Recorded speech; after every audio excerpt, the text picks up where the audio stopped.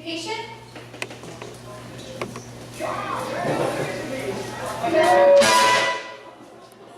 And make sure you're awake.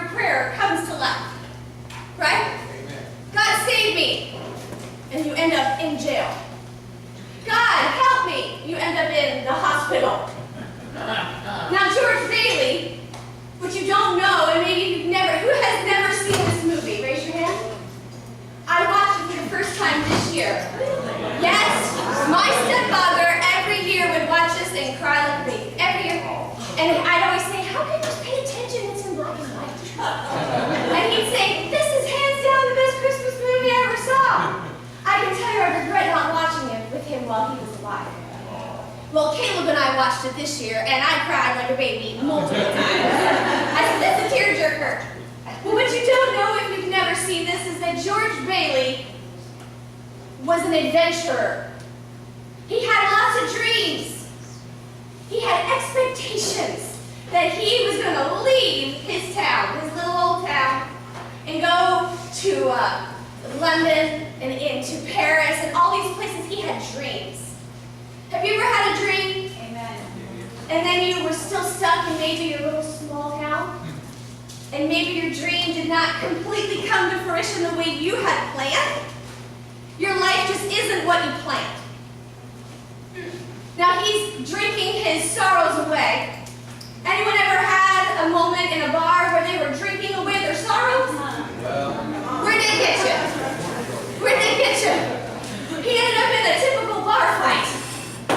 Nothing really good ever comes out of there, amen? Amen. Well, he was reaching into his pocket because he had his life insurance policy in his pocket. And he was worth more dead than alive. He had just had a big to-do. He had inherited his father's business of buildings and loans, which, you know, that really wasn't on his list. He was supposed to pack his bags and head on to Europe. But he inherited his father's business and he resented it. And every day he'd go to work and he'd slave and he'd come home and then he got married and he had an extra kid here and there. And before he knew it, he's like, how do you know his kids? I don't even want this job. I'm sick of working all the time. And he was really angry, deep inside. Well, if his uncle had the last $8,000 of their business, and his uncle was kind of a forgetful guy, he had a lot of strings around his fingers. Don't forget to do this, don't forget. Have you ever forgot something that was real important? Well, something about Uncle Billy in the bank, and he loses his $8,000. And George has a nervous breakdown.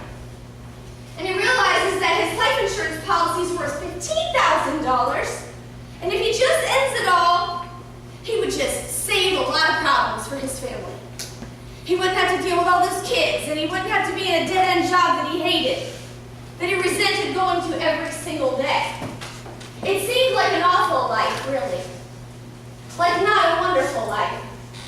But you know the word awe means to stand in respect of or fear. To be in awe. So when I thought, what does wonderful even mean? Wonder? So do you live a life of admiration?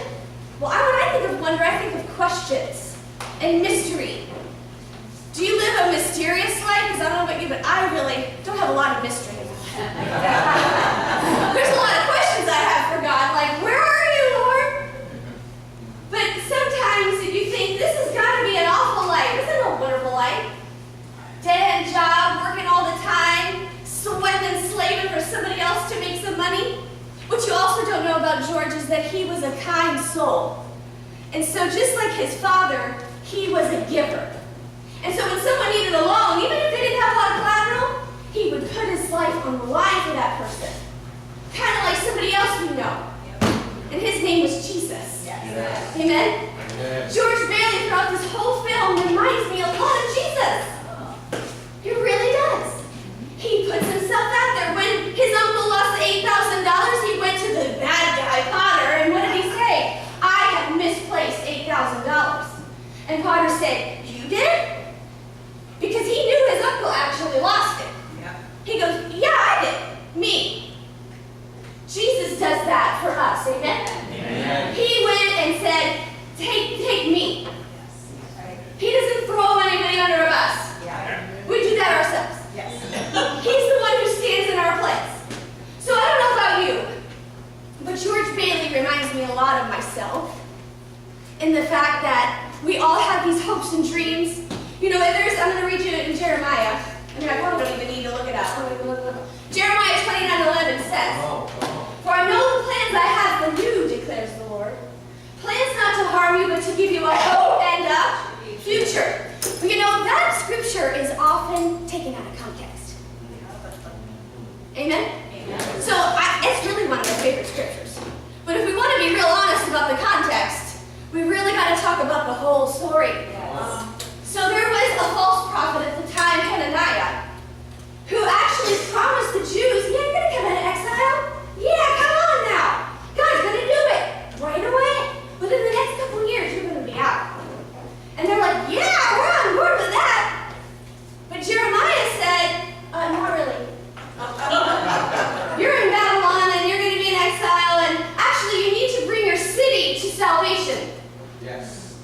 Your city to salvation. For I know the plans I have for you. Not just you, but your city too. Not just you. Because if we're honest, haven't you felt harmed? Have you ever had somebody die too young? A child? Your parent? My mother died at 55 of an asthma attack. I know the plans I have for you. Are you sure? Are you sure, God? Well, Jeremiah goes on to say in 70 years, in 70, 70? I'm already 41. I'll be really old. I don't think I'm going to make it. I don't think I'm going to make it. Well, I want it now. I want it now. I don't want it in 70, 110. No. I'm not going to be around. And so the Israelites thought the same thing. Oh, no. We don't want data. You know what happened? Jeremiah was not a really popular prophet. He was later even stoned, because that's what happens to prophets who tell the truth. He beheaded them and stoned them and get rid of them any way they possibly can. Trust me, nobody knows what I'm talking about. When you're the one who has to say the truth and nobody wants to hear it, you're going to be in. So let me ask you a question. Have you ever said that to yourself? I would have been better off dead than alive? And then George even goes on further to say, it would have been better if I'd never been born. Never been born? What does that even mean or look like or feel like? I want you to think, have you ever saved a life? Have you ever done CPR on someone? Have you ever called an ambulance for someone? Have you ever sat with a dying saint and held their hand? Have you ever prayed over a child with a fever? Would you even have your children? Who would your spouse be with? Where would your parents be? Would they be together, apart, alive? There's a lot that goes into your existence that you don't even really think about until, of course, you watch this fabulous movie, which I highly recommend. But what if you've never been born? Are you worth more dead than alive? What does God say? Well, you know, in John chapter 10, verse 10, and we'll turn there, Jesus says this: the thief comes to steal, kill, and destroy, but I come that you would have life and have it abundantly. Amen. Have it to the fullness. Yes. But it's an awful life, God.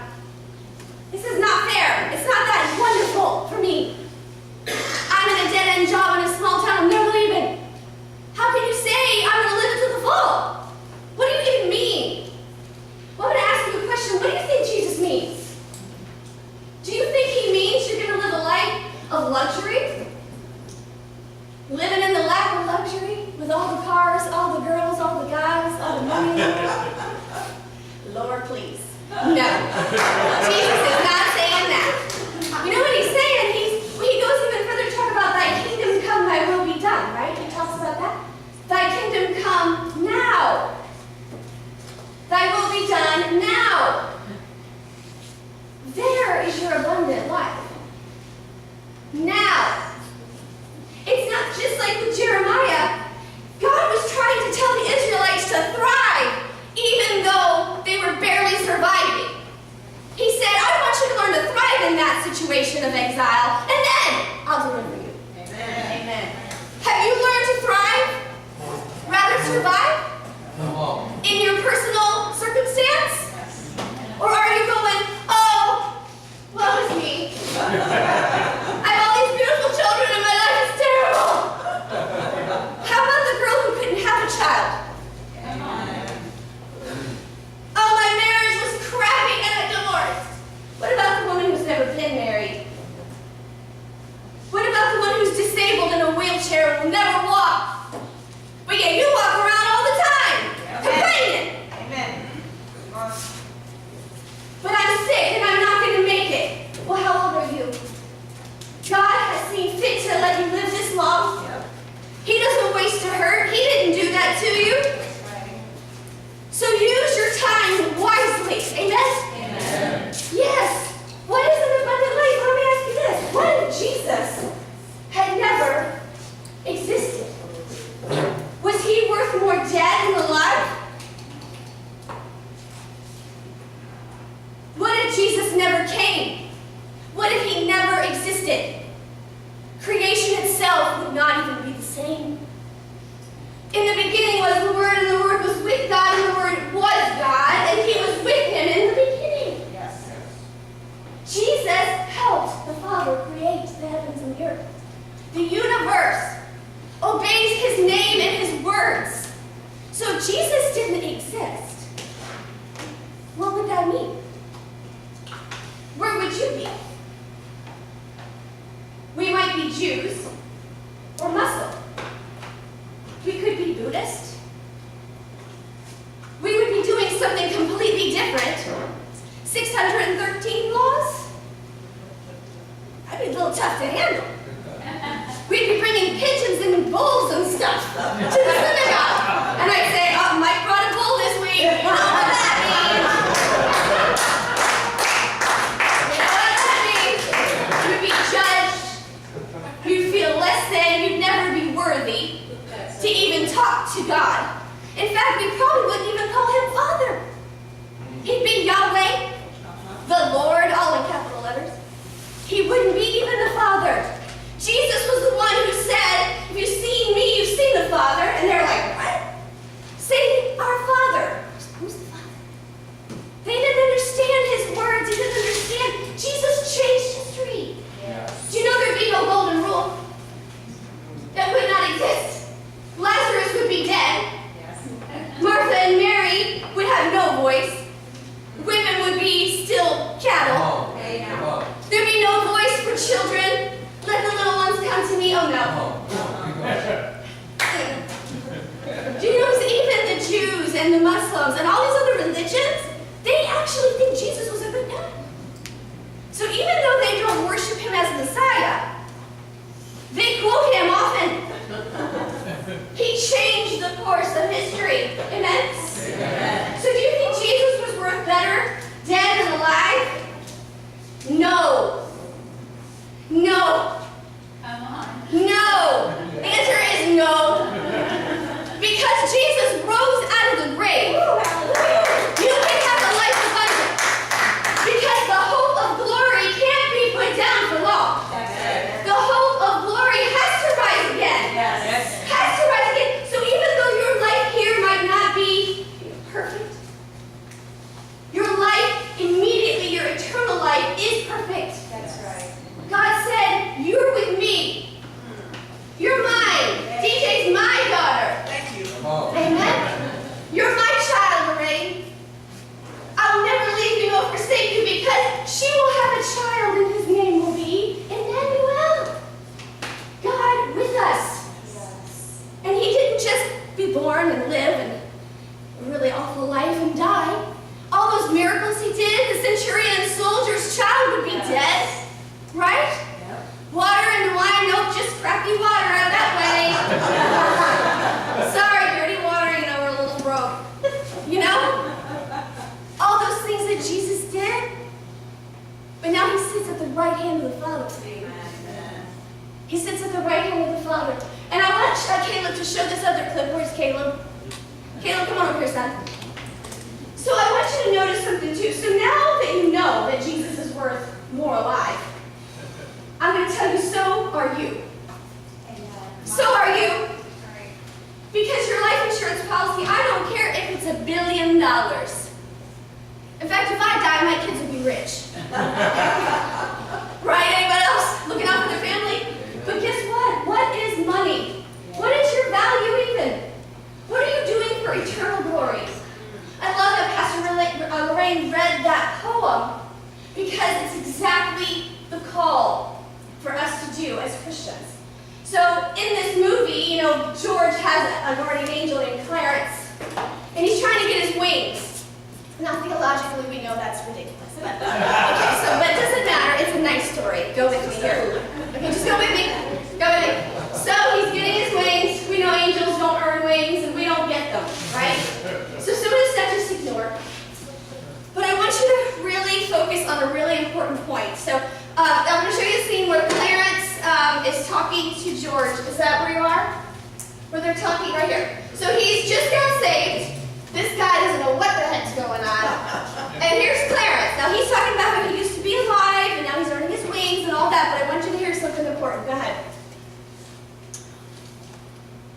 face. Caleb, can you turn it up a little bit?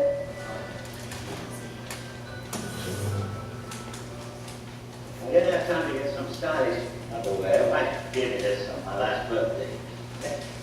I passed away in it. Oh, Tom Sawyer's dying now, too. You should read the new book Mark Twain's writing now. How did you happen to fall in? I didn't fall in. I jumped in and saved George. What? You saved me? Well, I did, didn't I? You didn't go through with it, did you? Through with what? Suicide. Well, it's against the law to commit suicide around here. After all, where I come from, too. Where do you come from? Heaven? And then go to 2:8. Okay, so I want you to hear something. He said, I jumped in and saved George. George was legitimately about to kill himself. Now let's be honest, at Christmas time it's pretty depressing sometimes, and there is so much suicide every year. That's why Blue Christmas was so important, right? So what does he mean, I jumped in and saved George? So in the Bible it says, be careful that you might entertain angels unaware. Do you know how the Spirit of God came, now lives in you, breathes in you? What if I told you that you could be an answer to someone's prayer? That if you go ahead and jump in and let them save you, you might actually save them. So maybe when we see these angels unaware, it's not so much these heavenly winged angels, but angels like you and me, that have the Spirit of God living and breathing in us, because an angel means a messenger of God. Yes. There's no criteria that says you have to have wings. Because I've met a lot of earthly angels that have saved my life. Amen. Some of them are my children. Because when you give yourself away, Yes. you don't have many problems. Your problems seem a lot less important when someone's drowning. Yes. Are you going to stand there and go, oh, it's me, I'm $8,000 in debt? No, you're going to jump in. You're going to save them. That's why meetings like AA and Celebrate Recovery are so important. That's right. You can't keep it unless you give it away. That's right. So what about for those of us who aren't alcoholics? Well, I'm a big codependent. That's why I go to Celebrate Recovery. And when I give away any experience, strength, and hope that I have to somebody, it reminds me why I continue to need Jesus Amen. to heal me. So at this very last scene, this is really important. So angels unaware, go and be God's messengers. Because you're worth more alive than dead. And God would care if you didn't exist. That's why you do exist, because you are fearfully and wonderfully made, and His ways are too lofty and wonderful for you to even think about. So why are you even going there? So in the end, when George, he wants his life to not exist, all of a sudden the angel says, okay, you don't exist. And he sees what his life would be like had he not been in all the other people's lives. So the brother that he saved at 9 from drowning died. The ear that he lost his hearing in from saving the brother, suddenly he could hear. This same brother that went on in the Navy to shoot down all these big planes and to help the United States and all this and stuff, he's gone, poof, gone. The whole town falls apart. As a little boy, George also helped a pharmacist who was so grieved and lost his own son that he made a mistake and put poison inside of the pills instead of medicine. Well, guess what? That pharmacist actually kills the child because George wasn't there to help him. The whole town falls apart, and the name even changes. It's really important to know that you matter. So then when George comes back to himself, and he's like, oh gosh, okay, I'm going to go home. Praise God, I got $8,000 in debt. Woo! He's suddenly so excited. He's suddenly so excited that that's his only problem. Amen? Amen. I have 4 beautiful children and a wife. And so what he doesn't understand is that God always provides. Amen. When you have a friend, you're richer than most.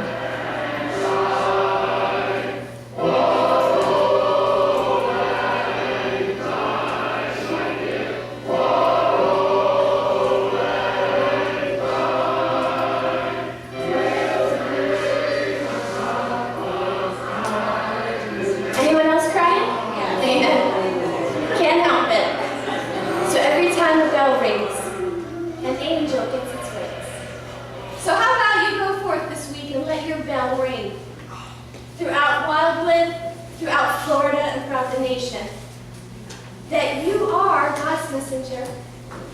You don't need wings. You don't have to have this fabulous life full of all your expectations ever being met. You can still live a real simple life and have a wonderful one. God doesn't waste a hurt. He doesn't make a hurt. He doesn't waste one. So don't let any of your hurts go to waste. You're worth more alive than anything else. So let the risen, alive Christ live in you. Amen. Amen.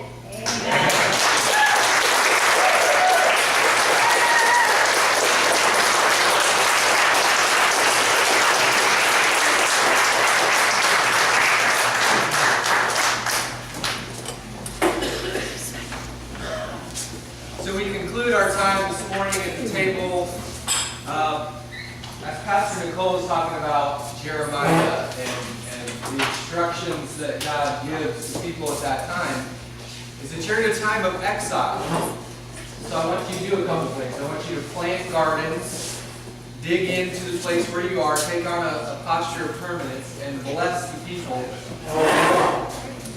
So here in the United States, where we live in a post-Christian United States, this is a good instruction for us. That wherever you are in your daily life, plant gardens, bless the people where you are, point to Jesus in everything that you do. And I love what Pastor Nicole said about there is awe and beauty and wonder all around us all the time. Yes. Because that risen Lord is at work all around us in every life that we can encounter, in every moment that we have is a gift and a blessing from God. And most particularly in this time of exile where we find ourselves in a time between the times. Jesus has come and died, risen, and when Jesus is coming back, He gives us this meal that sustains us. It is literally the feast of His presence.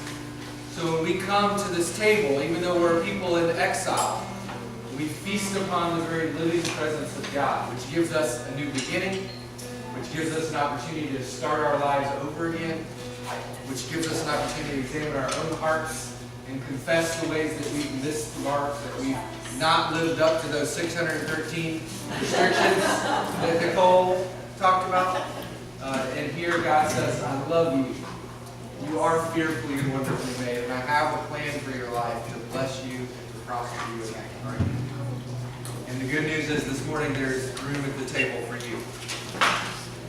The Lord be with you. And also with you. Lift up your hearts to the Lord. It is right to give our hands to praise. Let's extend our hands over the elements together as we consecrate them together. Holy Spirit, we pray that you will pour out your power on this bread and